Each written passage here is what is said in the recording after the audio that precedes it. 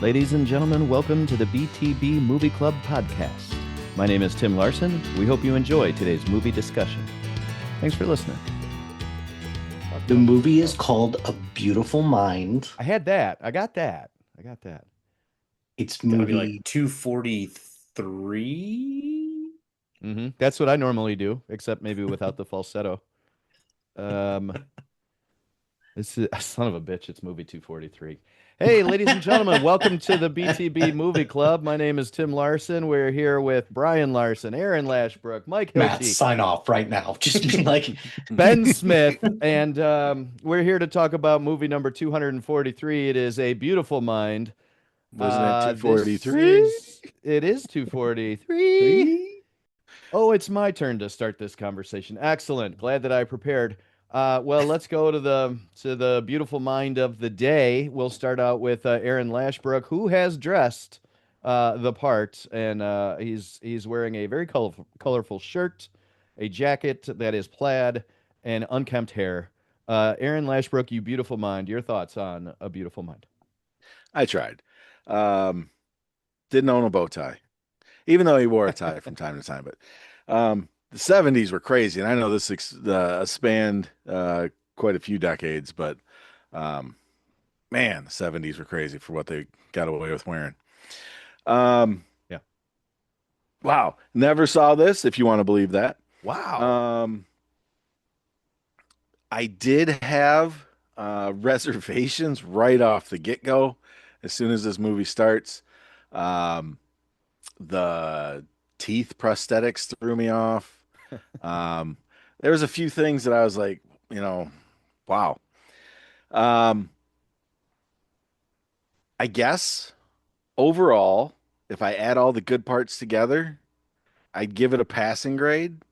But there was enough about it that I didn't care for that made it a little rough, made it more than a little rough. I've known about the movie since it came out. I remember seeing the trailers. It is Russell Crowe, right? It is Russell Crowe. Okay. I For knew whatever that. reason, it didn't, that was his, this is a departure for him. No real physicality going on, whether, even in Master and Commander or whatever that was, but usually the, kind of gritty cop or barbarian or, something going on. I don't want to say this was his first dramatic appearance because what we watched him in, one about the Hollywood detectives or L.A. Confidential. No. L.A. Confidential. Yep, He's you're in right. that. But Yep. we watched another one, The Good Cops or the good guys. Wrong guys, good The guys. wrong guys, Yeah. maybe. But The I nice- say you one, mean I the would nice say guys. The nice guys. There The were LA guys and an Confidential. adjective. the L.A. Confidential was the one I was thinking of where, to me, that's a little more dramatic where Nice Guys is kind of a comedy action. But either way, so that's why I didn't want to say like him trying something else out or his first dramatic role because I know he's done other things, but this one I think really found his limits. The acting was pretty good throughout. There's a couple things. Well, I'm just gonna go for it. You picked me first, so I did a little research. I knew it was based on a true story, a real person. So I knew there was like some type of mental issue going on. I didn't know what it was at the time, but in some cursory research at the start, I did see it was schizophrenia. And that was probably in the back of my mind when I realized his roommate was a hallucination. And it was two scenes that happened back to back. And I don't know separately if I would have caught it, but they played him getting like through his doctoral thesis or whatever, where he's in the room and the guy's kind of flipping through it kind of quickly, but agreeing with what he's writing. And like congratulates him, and his roommate's in the hallway and does like the exaggerated jump and kick the legs. And I was like, that was odd. And then when he asked him, who do you want a partner? Who you get to bring two associates, and he names the other two guys. And I know they, technically, I don't think they were in the same field or whatever, even though they were roommates or whatever. I don't know. It just seemed off um, that he named the other two guys. And then at the party afterwards, the roommate wasn't there. And I was like, oh, the roommate's not there. So that was my first inclination of that. And that sent me down a rabbit hole of during the movie Googling questions, and that probably took a lot out of it. Maybe if there was enough there, I want to say I was probably Googling because um, I didn't want to say I was, and I don't know if there's a difference. I don't want to say I was bored, but it wasn't compelling. Um, kind of saw what was going on, had an idea, but then, Googling what parts of this guy's life was real and then having to word it correctly in the Google in the questioning of Google because, I would get back, it's based on a true story, but not much of it is real, and I was like, no, no, no. Okay. So in the movie, which characters are hallucinations, then that kind of narrowed it down for me. No, they just spelled it out for me. Um, but it was okay comparing it once again to real life. The amount of stuff I Googled, maybe that ruined it a little bit because comparing what happened in real life to what they were using in the movie or what they were doing in the movie, um, you know, neither here nor there, but not great. Um, they could have went different directions, maybe, I was thinking with divorce and other kids and stuff like that, things that actually happened, compared to how they did it. But, I wasn't there. I don't know. I'm sure Hilty will tell us. I didn't look this up or anything if it won any awards or um, so that kind of stuff. The makeup, like I thought how they aged, um, most of it was pretty good. Most of it was super subtle until the very end.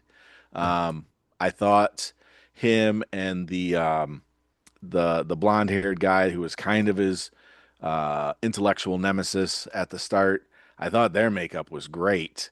I don't know what happened to his wife's makeup. I didn't even know that was her in the audience. Yeah, was that even her?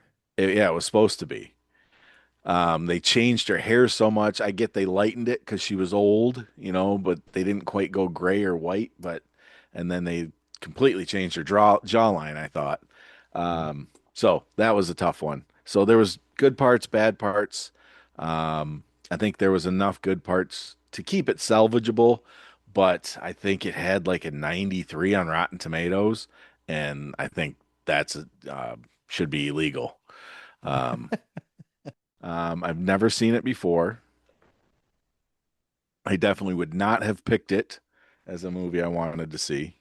Um, but But for did you? being, 2001, fun fact, some of the stuff I was looking up. So, spoiler alert, I already said it.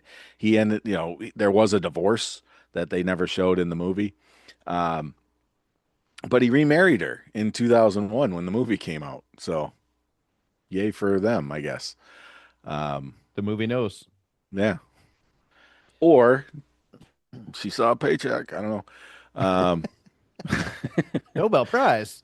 I didn't know about Movies. this. Hey. He won the Nobel Prize in '94. So, but yeah, glad I watched it. It's a movie that always heard of, never watched, and for whatever reason, it was just not on my radar of something to go looking for. So, yay, movie group. So, would you say, just kind of listening to this, your negative feelings about this movie, are they about like the storytelling part of the movie, or just the things that they picked and sort of the lack of believability of certain scenes and characters? The storytelling, I think, was a bit janky. Okay. Um, and I know what they were trying to do. They were trying to set up the misdirects and stuff like that. Yep. I just don't think a lot of it worked. It might have been because I had looked up a few things, but I don't know. I don't think it was. I don't know if it was just the pacing was off. It just Mhm. really, and the teeth. I couldn't get past the teeth. And Is it the storytelling or the believability? It's the fucking teeth. yeah, it's just, and I don't think Russell Crowe's acting was. This wasn't his best performance. Mm. And that's why I had said they found his limits. Um, Yeah, there's a little bit of an attempt at a Forrest Gumpy type thing here that does seem a little iffy. Or maybe it's so right on, it's just like the character and it just doesn't play well. that could Um, be too. I've got three things that I was gonna say and I'll kind of wait until everybody gets their turn to say them. Does anybody have another movie that they were going to reference that goes along with parts of the movie that Aaron talked about? Because if you have something else that's a movie that does a similar thing, I would rather you guys say it than me. Doesn't look like anybody does. Okay, I so was this, one yep. I was what I kept thinking of was he was trying to do I don't know the name of the movie and I've never seen the movie, but a lot of the clips have been coming up recently, or maybe I'm just remembering because of this movie. Um, shit, I can't think of his name, but he is a handicapped individually. Stephen Hawking. No, no, no, no, no, not physically, mentally. Has a daughter, and moves in next to her, moves by her. He's walking a bunch of dogs. Um, he was in At Close Range. Um, he's in a Hilty has a look on movie. his face like he knows the answer, but he's not willing to say it out loud because he's enjoying this. You know who I'm talking. He's a super pretentious actor. Um, I'm Oh, pretty that sure. one. There's only one of I them. I'm am sure. Sam. We're talking about I am Yes, Sam with that's the one. What's his name? what's his Sean name? Penn. Sean Penn. Sean Penn. There Sean you go. Penn. There you go. Milk. I was thinking I of Milk. had Kiefer Sutherland stuck in my head, and I think they kind of look a little bit alike, and I knew it They're wasn't also Kiefer both Sutherland. douchebags. Isn't he the one Wow. referred to in Tropic Thunder? Like, Is it him? I think Is it's that the him one? that he refers to. Yeah. I don't know Okay. if it's this role or Milk, but he's the one he's referring to I with don't the think he's. don't go full.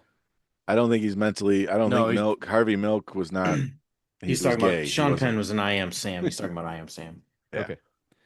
Okay. The movie I was going to refer to out in 1999, and this is out in 2001, is The Sixth Sense, where we were all fooled by the is he in the room or is he not in the room? And I feel like some of what they were doing with the characters who are there and aren't there um, are are kind of playing off the wave of how good that movie went, where you don't know what's going on. Couldn't stop thinking it while I was watching it this time. I didn't think it when I saw it originally in 2001, but watching it this weekend, I was like, "There's this came out right after Sixth Sense, and I wonder if they're not just trying to, as an echo of the movie, not steal the idea, but as an echo." So, That's totally plausible because one of the things I looked up when I was trying to figure out what was real life compared to real movie compared to a hallucination in the movie was I'm pretty sure I read that he actually didn't have visual hallucinations. His hallucinations were all audio, mm, auditory. So, mhm. Yeah. they completely made that up, maybe for what you're saying, Tim. Yeah, Hollywood. Well, it's much easier for people to visualize a hallucination when Oh, it's much easier, but also to your point, that also doesn't make it okay to do that. Yeah. Yeah. Well, Hilty, why don't you keep running with this? Your thoughts on A Beautiful Mind? What do you got? Uh, seen this before. This, I mean, this movie gets a lot of flack for being a little bit overrated, especially for a Best Picture winner. Mhm. And if you look at the other films that it was nominated against, I think the biggest one that I think the biggest reason is because it was going up against Lord of the Rings, The Fellowship of the Ring. And I think universally, most people are like, well, that one is pretty epic movie, so I don't understand why. But A Beautiful Mind is like the template for what a lot of like biopicky movies and historical dramas the Academy likes to recognize. So um, this kind of fits into that, and I am kind of the mindset as well as that I do think that this is a little overrated as well. Like for this to be in IMDb's top 250 at like 154 seems exceedingly high. And I think for me, the biggest things that kind of drive me like a little bit away from this one is kind of what Aaron said, is that it is a little dry, and maybe part of it for me also as well as the subject matter as well, because like equations, economics, like all of that stuff, I'm like, don't care, don't care about any Yeah. of this stuff. Oh, that's cool coming from the math teacher. No, I have a That's degree in math, and I'm like, I don't care about any of this stuff. Yeah. so there's that. I do agree that Russell Crowe is pretty wooden in this, and I think that was kind of like a deliberate choice because he had met with John Nash a couple of times, so he tried to mimic a lot of what he did, but I think John Nash doesn't feel like somebody who you're just like, you know what, I want to make a biopic about that guy. Like, okay. Um, I think some of the things that they do visually are pretty cool, like the way he's visualizing the equations and the way that he's kind of just processing some of that stuff in his head. I think that's really cool, and I love when this gets spoofed or it gets people pay homage to it. Like when they do it in The Hangover, it's hilarious because it's like, oh, that's funny. And a lot of people think, oh, The Hangover is really smart for doing something like that. It's like, no, you idiots. It came from A Beautiful Mind first. So, And is it, like sorry to interrupt, is it Ron Howard? Am I remembering right? Ron Did Ron Howard, Howard do this yeah. movie? Makes And sense. this was kind of in the middle of a pretty good streak for Ron Howard because kind of starting with Apollo 13, he kind of got more into these like historical dramas. Um, so he did this, he did Cinderella Man a couple years after this, which was also Cinderella Man was really good. I really like that one. And this movie just feels very different from what Ron Howard has done, but compared to like a lot of his other movies, but it's the one that he got the Oscar for anyways. And that's kind of one thing that I'm kind of scratching my head a little bit about because it's like, oh, is like the direction is good. I would say the direction is probably one of the better parts of the movie, but but this also won the Oscar for best screenplay as well. One of I think it was let's see, best It got best screenplay. best adapted screenplay. That scene where he gets slapped in the bar alone is worth a best screenplay award. If not the Have You Met My Friend Harriet or whatever the name was, where his Mhm. friend sits down and he's joking that he's sitting on his imaginary friend. Good stuff in there. Well, and the guy who wrote the screenplay for this is Akiva Goldsman, who is now the shepherd for a lot of the Star Trek series on Paramount Plus. So he's like the executive producer for Strange New Worlds, Picard. So anybody who's a Trekkie out there, like, yeah, that's cool. I didn't realize the connection there. Um, but So would you refer to him as the Leland Chee of Star Trek? Oh boy. uh, Here we go. The Oh boy. Leland Chee is the Leland Chee of Star Wars. So yes. Yes. Yeah. Yes. Finalize listen to that. We'll go. BTB shorts. Uh, anyways, to That's how you pivot, find out. That's how you find out right there. um, I guess the other big reason, and this is another thing to piggyback off of Aaron with, is that the the biopic genre in Hollywood is one where the creative liberties that are taken sometimes can be too much.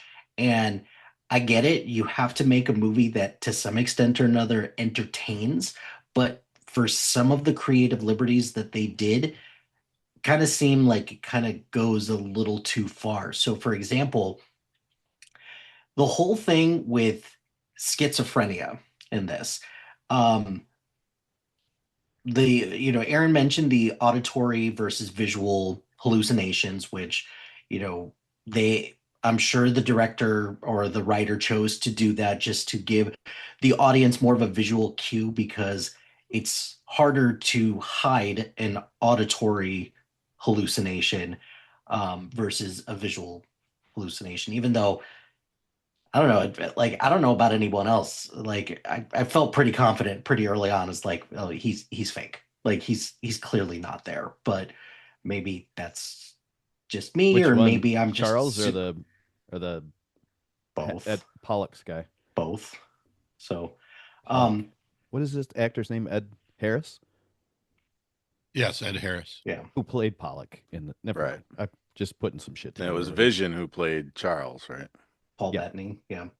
Um, then also nothing about Nash's illegitimate son. And with the schizophrenia as well, the biggest thing is that the way that they treat his schizophrenia is that it feels like he just mysteriously cured himself of schizophrenia.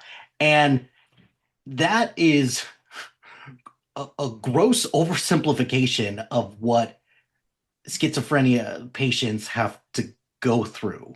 Um, that there is treatment and there is years and years of recovery and it like adapting and everything like that, but you're never fully 100% cured to some extent or another. So just the way that the film portrays that, I think is just it got a lot of flack for that, and rightfully so. It should get a lot of flack for that. But this is also kind of an issue with the biopic in general, is that Hollywood has to give something to root for.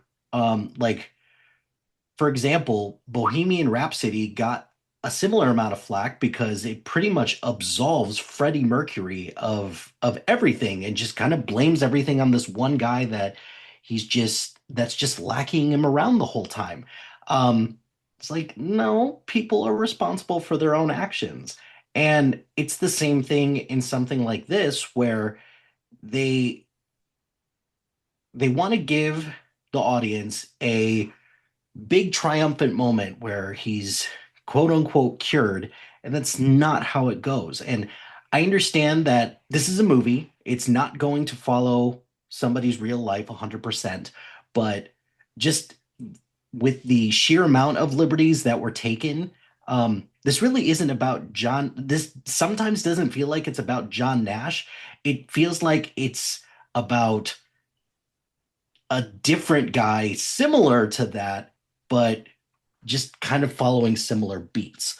And overall, I enjoyed this the first time around, but like I haven't seen it since. And this is one where I was like, okay, I watched it again, and this kind of validated some of the feelings I had before, which was it's a little boring, it's a little dry for me. Um, Even though like watching this again, I thought, the dialogue was a little bit more engaging than I remember because, I was in high school when this came out and I was like, this is dumb. But now I'm like, it's not dumb. It's just not for me. And I think that's okay too. So, um, other than that, I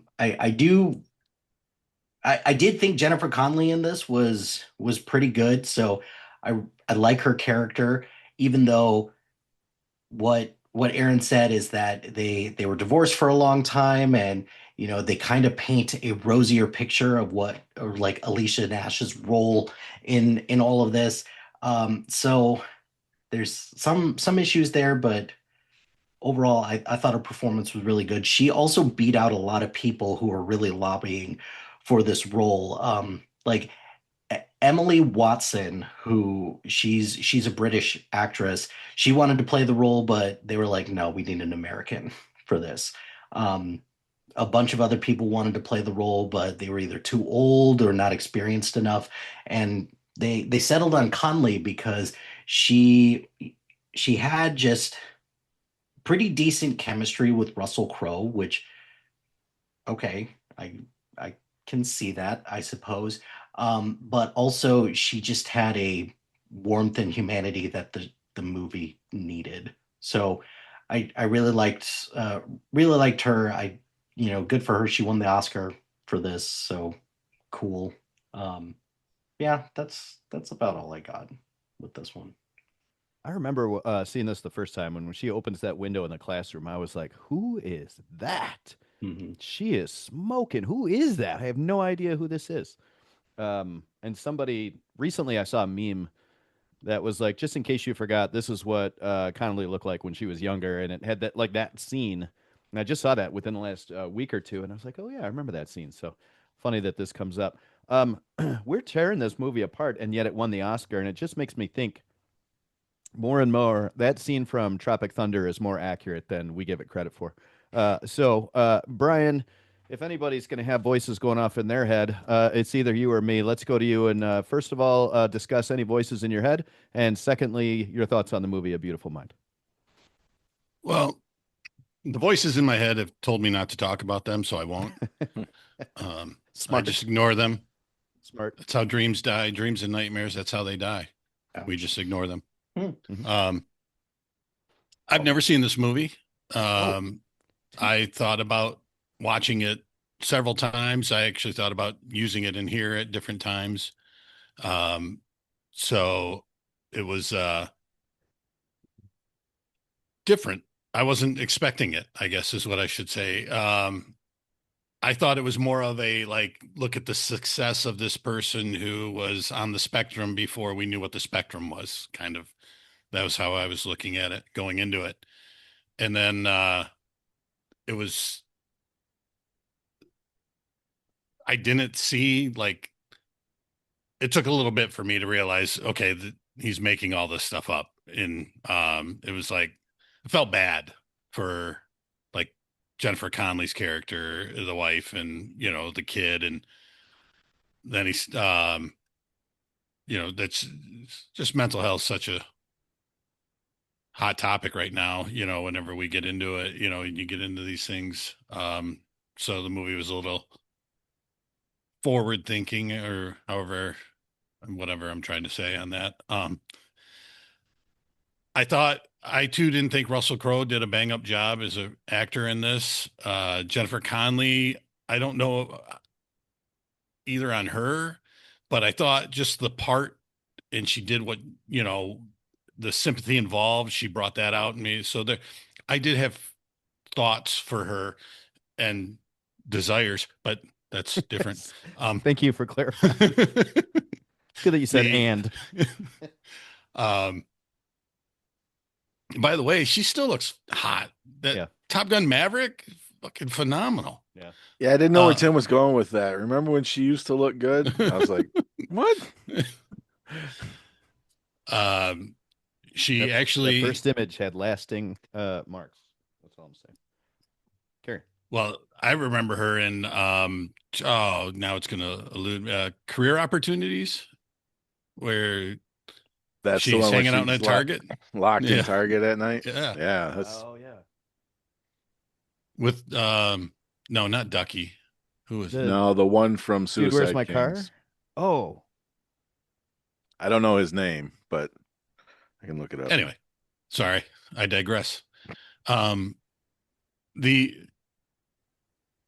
I thought the movie actually was a lot longer than it needed to be. Um, it felt drawn out. Like I paused it at one point, and I was at like an hour and 10 minutes, and I was like, oh no. So, but the other thing, and I was going to look it up. I actually just got done watching it like 15 minutes before when that text went out, like, "Are we doing this tonight?" I was like, "Huh, okay." So, fortunately, it was one of those ones that on Amazon Prime, it was only $1 more to buy it, so I ended up buying it. I was gonna ask. I did too. Um, and I'm not mad I bought it. I will probably watch it again. It was not one of the most enjoyable movies I watched, but I did enjoy it, and I find it interesting that Paul Bettany and Jennifer Connelly met on this movie, and they are now married, and they were both with other people when they were on the movie, but they said something along the lines of 9/11 made Paul reach out to her because he, life-changing moment, and he just decided he wanted to talk to her, and they're happy now. You probably Oh, saw her it's open the just window. it's just like Ariana Grande and that guy who played Bach in Wicked. They were with other people and now Yeah. they're together. Yeah. Hollywood, right? Or he saw Hollywood. when did Somebody to Love come out? 'Cause that's a good one. No idea. But yeah, I did look up because I thought the William Parcher, right? I thought that character, he said he was part of the Oppenheimer project, and he was like, which one? Oh, that one. So I was wondering if that was real, because this guy, being a genius that he is, he might have seen that name somewhere and recalled it. So when he created this character, he used a real name, but he is not in the cast of the Oppenheimer Nolan movie anywhere. So, and Nolan's usually pretty accurate. I'm guessing That's as far as our research goes. Yep. We checked the That's what cast of another movie. I did. I did. Well, I was on IMDb anyway, so Yeah. I was like, I we'll mean, check it out. if Nolan did the research, then why do we have to? It's So 3 all hours. good. If he can't sneak that guy's name in 3 hours, then he's not Yeah. trying hard enough. But yeah, overall, good movie. Tough subject, and something that is somewhat of a stigma that I think they addressed it well and showed that people can overcome it.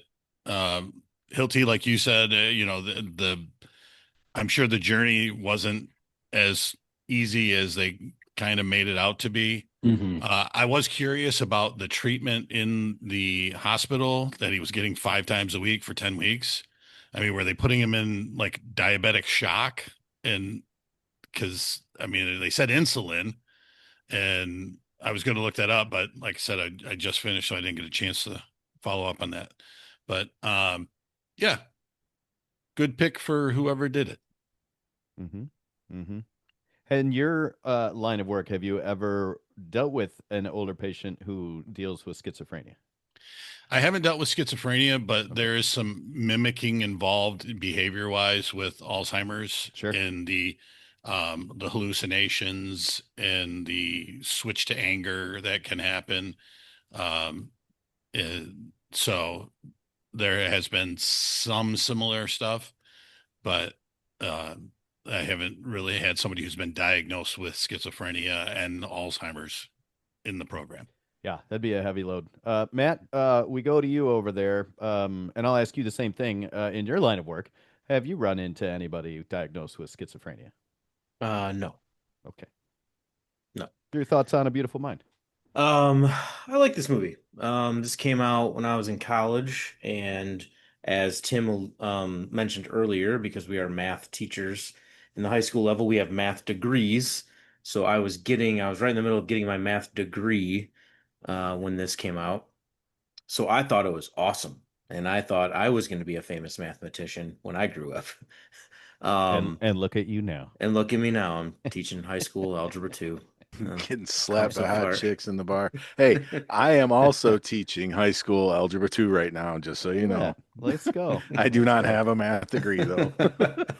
So, yeah, the Brian, I think, mentioned, or maybe it was Hilty. No, it was Hilty mentioned like the equations and they use the light thing. I read like that was like their way of showing like when he got Saw a pattern. saw a pattern or whatever, they did the light thing. I went so far as to I bought grease pencils. I don't know if I'm sure most of you know what those are. Maybe not. It's like if you're old school, your college professors might have put them on the overhead and written on the overhead with the grease Mhm. pencils. They sold those at our bookstore at my college, and I bought some so I could write on the windows in the mirror because I thought that was the coolest thing in the world. My roommate too. My roommate was a computer science major, and he wrote out his code on the windows with our grease pencils. We thought we were pretty cool. Um, we didn't get out much, but no, I'm just kidding. Um, yeah, so I this movie does it's not perfect. I agree with the sentiment that it might be a little overrated. Um, Winning the best picture, maybe a stretch. I usually look for what went that year. And I didn't this time. I should have. But A lot of the other movies that were nominated are, kind of on the drier side. So like Gosford Park. Um, One that I really like. I'm a really big fan of Moulin Rouge, and I'm glad that that was nominated. But there's no way that that was going to win because it's you know yeah, too flashy. It's a musical. It's the '90s. We don't award musicals or the early 2000s until they award Chicago the next year, which that's not frustrating at all. I never saw Gosford Park. I never saw the other one was In the Bedroom. However, the other movie up was Fellowship of the Ring. Mhm. But I also understand that not winning because it was only one third of a story, so I'm okay with that. But so I guess in that regard, but yeah, I like it. I love the re not loved. I guess that's the wrong word, but the reveal. I was pretty sure his roommate there was something wrong with his roommate, and so that one wasn't that big of a shock to me. But some of the other stuff, the scene in the house where or I guess it's not in the house, it's like a shed or something, right? And she finds the red strings of conspiracy theory, and then he goes nuts, and Ed Harris. Harris is there, and he it gets real intense. That's a great scene. And then he stops the car and he realizes, oh, it's the little girl. That's why it's not real. Like his logic center finally takes over. Like he's obviously a very logical person. He's a mathematician. Um, and he says, what does he say? That she never gets older or whatever he says. I love that scene. I think it's great. I don't think he was instantly cured. I think there was a lot of medication involved that kept him sort of on the level, even when he was older. Although I did read that he actually wasn't taking medication during that ceremony, but they didn't put that in the movie because they didn't want people not taking their medication. Like Oh, it was a big, they're like, we don't want to promote that. That's a bad idea. I had Um, I had read that he stopped taking a lot of his medication because they were messing too much with his intellect. He was having too much yeah. mental uh, brain fog. So he was like, "No, I'm just going to do this the old-fashioned way and just get over it." No, he had other treatments, non-medication treatments that he tried for a while. Um, yeah, just lifelong battle for Yeah. him. it's another Yeah. So performance issue according I to the movie as well. Um, yeah, so I mean, I don't have much to add. I did read about some of the stuff they left out, and now I can't find it. I had it up somewhere, but um, some of the stuff they had left out about his life, obviously the divorce, somebody already mentioned that. They left that out. He actually had a child with a woman earlier, and they left that out. Um, there was some indication that he had some affairs with men, and they left all that out. Um, Apparently, because they didn't want homosexuality and schizophrenia being like linked. They didn't want to like even make that like a thing, because it's not true. And apparently, he was a little anti-Semitic, so they left that out too, which is probably a good idea. It's just saying, but yeah, so like I said, this movie will always have a special place in my heart, good or bad, because of when it came out and what I was doing at the time. So the first watch was great. The second watch was actually good too, because now you know, right? And now you can kind of start to pick out the little things the little, I'll say breadcrumbs, that they leave for you in the movie, to tell you about what's actually going on. But yeah, after that, I agree with you, Mike. It's a little dry, but I'm a big math nerd, so like that stuff is interesting to me too on a certain level. So yeah, good stuff, good pick. Glad we watched it. Would those be Thanksgiving breadcrumbs? Uh, Sure, okay. sure. All right. Okay. So I asked the guys who aren't here if they wanted to throw in a pick for who, a guess for who picked this movie, and I haven't heard back from them. So the end of this might be a train wreck. Um, I also saw that it was rent it for $3.99 or buy it for $4.99, so bought it. And I'm with you guys. I don't know how many times I'm going to rewatch this. The $3.99 might have been fine. Um, I'll tell you what my problem with it is the pace and the music. It just feels so slow, and the music doesn't help. The music is very prevalent, but very drony. And I'm just watching the scenes like, come on, man, let's get from point A to point B without me feeling like I need to go to sleep. You know, I don't really mind the departure from the truth to the story because I'm not motivated enough to go look up the actual truth. I'll just watch the movie and assume that that's all the reality I need to know. Um, and if somebody asked me about John Nash's real life later, I would look it up for that reason.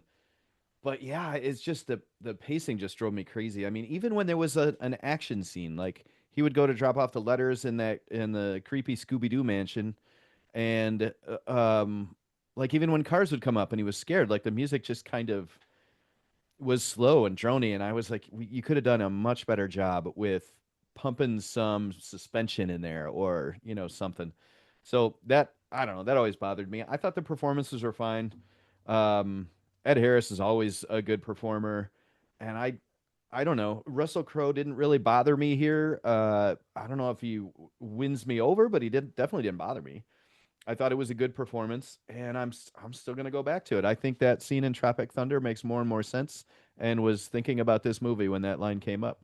Um, Rain Man is quite a bit before this, right? 80s. 89, It's in the late 89. 80s, Yeah. and so I kind of wonder if that doesn't affect how these movies get picked. Like, oh, that performance in Rain Man was so good, and then let's do this one and give this actor a chance to portray this role with somebody who's dealing with its diagnosis kind of thing. And I'm wondering if that's how it gets favor for something like winning an Oscar for Best Picture, because all of us are tearing certain parts of this apart, except for Matt, who was writing with grease pens on the window. Um, so yeah, I kind of align with you guys. I will say I have had a schizophrenia patient as a student. Um, very early in my career, I'm getting ready for a test one day, and I was going to do a little review before doing the test. This was at a time where we had 90-minute blocks of time. And so I'm doing a little review before they take the test. They're some lower achieving kids. And there's a knock at the door, and it's the principal, the assistant principal, and the police liaison at the same time. And I was like, what did I do? Like, holy shit, what did I? Come on. I thought I'd make it further than this during the career. So I get out there and they're like, is this student there? And I was like, yep. And they go, I said, what's going on? And the assistant principal said, she's a threat. And I was like, to who? It's like, because I'd like to know if it's me, while we're standing here in the hallway. And they're like, to everybody. Apparently, she had brought a rather large knife and was cutting up the bus seats on the bus on the way to school. And one kid saw and did the right thing and said, hey, this kid's got a knife, and brought it to Wait a school and second. was Wait a second. What did carving the up bus. what did the seat do to her though? Yeah. The what I ended up she said later is the voices told her to cut up that bus seat. Hmm. And so the principal came in and asked the girl to go out and talk in the hallway, and they had this meeting. You can't expel a student from your school district if the behavior is something that is a result of a diagnosis.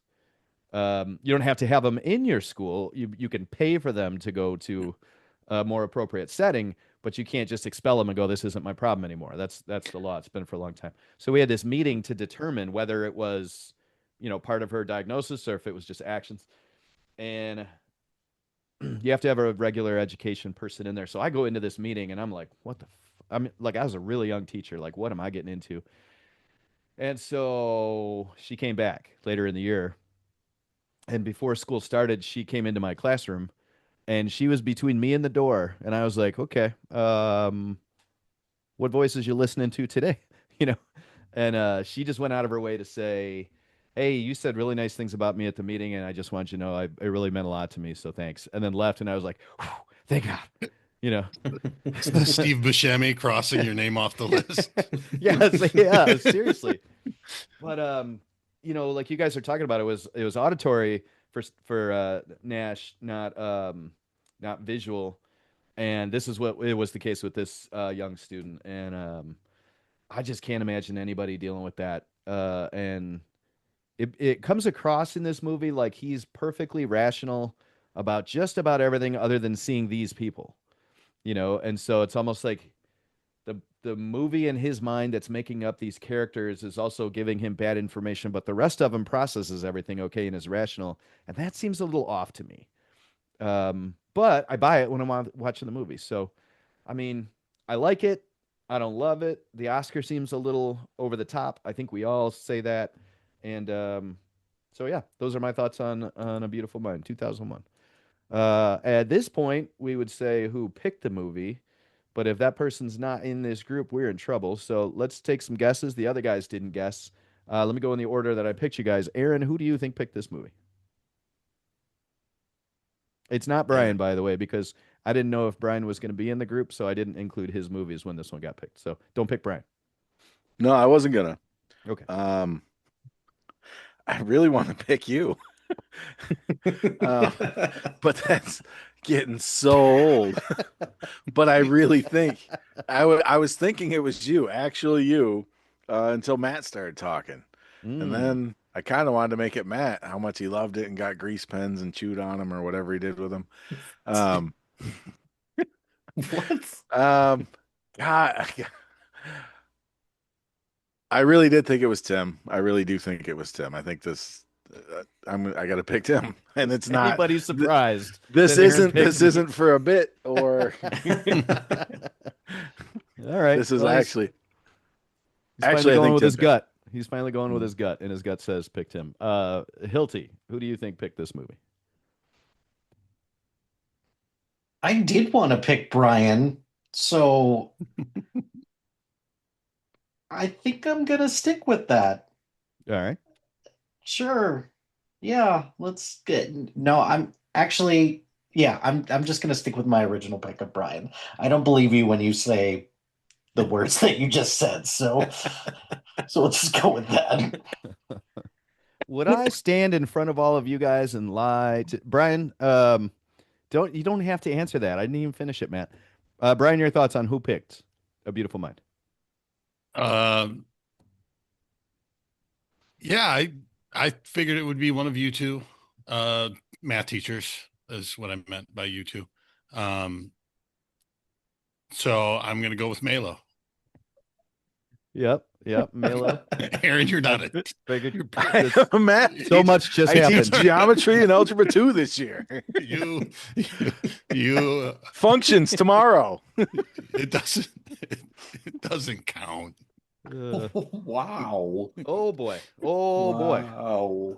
Let's just sashay on over to Matt. Matt, who did you think picked this movie? I was gonna say Brian too before you dropped that big bomb on Yep. us. It does feel like a Brian pick.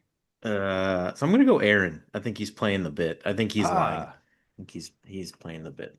Nicely done. Nicely done. My gut has been telling me Melo the whole time as well, too. So I will guess Melo. And we don't need to wait because we're not doing points. Did anybody in this group actually? Didn't Melo say he was gonna send his pick?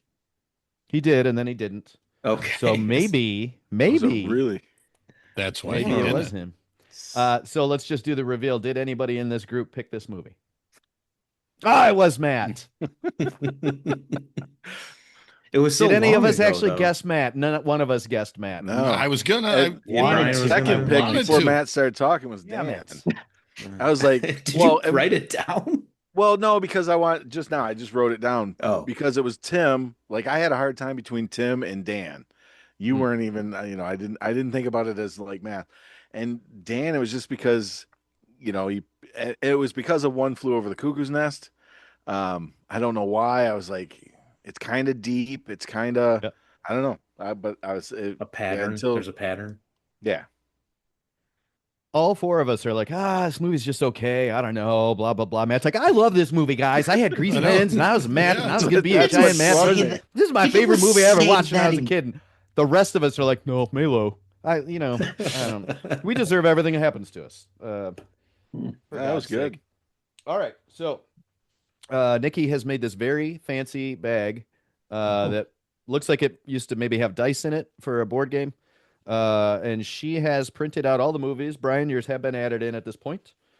And so she no longer wants to be part of getting texts at 9 to 10 o'clock saying, what's the next movie? So this is what we decided to do. The next movie being picked is... Ooh. I already have a guess. It is 1995's Empire Records. 1995's Empire Records. Is that many guess you?